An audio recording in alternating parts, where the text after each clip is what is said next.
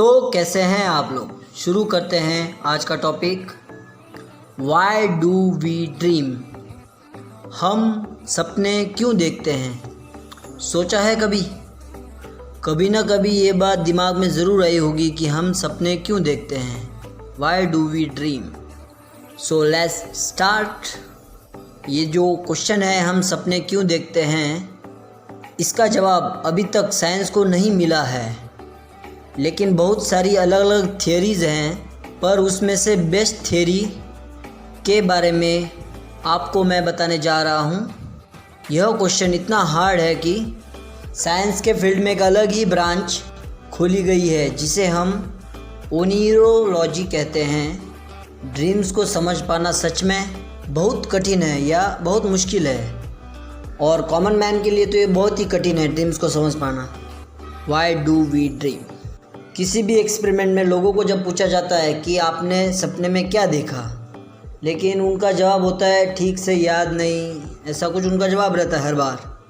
Averagely माने तो उठने के 10 मिनट के बाद इंसान अपने सपने को 90% भूल जाता है।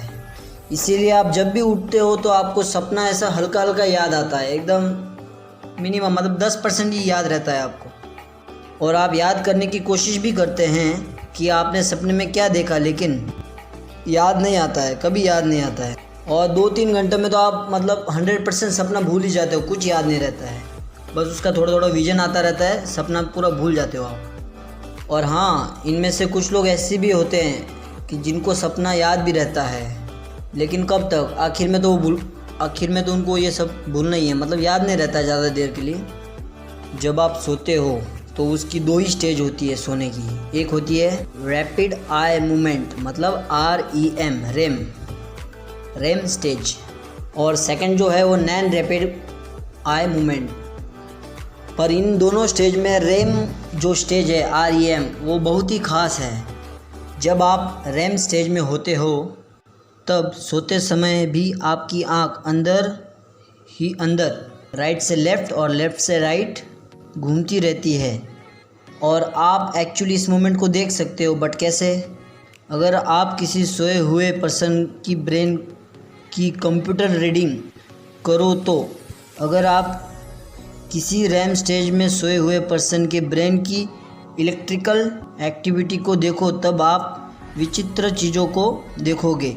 साइंटिस्ट ने ये पता लगाया, जब आप जागे हुए होते हो तब आपके ब्रेन में जो एक्टिविटी चलती है, बिल्कुल एग्जैक्टली वैसी ही हलचल आपके ब्रेन में तब होती है जब आप रेम स्टेज में सपने देख रहे होते हैं। बिल्कुल अमेजिंग बात है ये तो, नहीं तो सही है ना, एकदम अमेजिंग बात है कि नहीं। इसका मतलब रेम स्टेज में आपकी ब्रेन अच्छी खासी एनर्जी यूज़ कर लेती है, और हम कहते हैं कि सोते समय हम हमारे ब्रेन को आराम दे रहे हैं, पर एक्चुअल में ऐसा नहीं होता है। और कुछ लोगों में ये भी केमिकल बैलेंस बिगड़ जाता है, इसीलिए वो रात को सोते समय भी हिलते हैं, और कुछ तो नींद में चलते भी हैं, जिसे हम स्लीप वॉकिंग भी कहते हैं।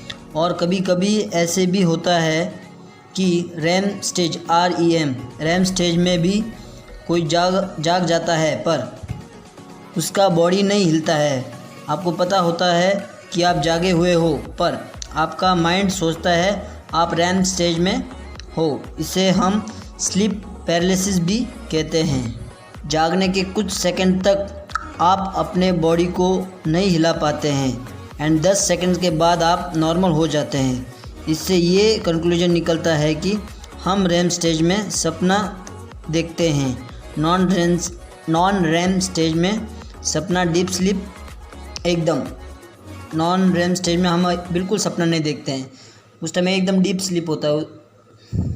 लेकिन हमारा सवाल अभी भी वैसा ही है, हम सपना क्यों देखते हैं। ध्यान से सुनना आंसर को।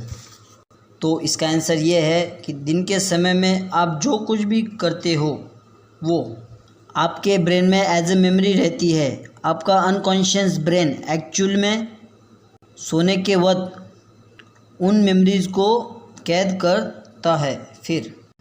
फिर उसे ऑर्गेनाइज करता है और उसके बीच में जो कनेक्शन है उसे मजबूत करता है, ताकि हम लोग नेक्स्ट दिन उसे मेमोरी को और भी अच्छे से यूज़ कर पाएँ।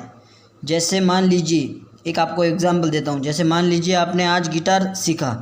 गिटार का यूज़ आप कल भी करेंगे, परसों भी करेंगे, हमेशा करेंगे, हर दिन।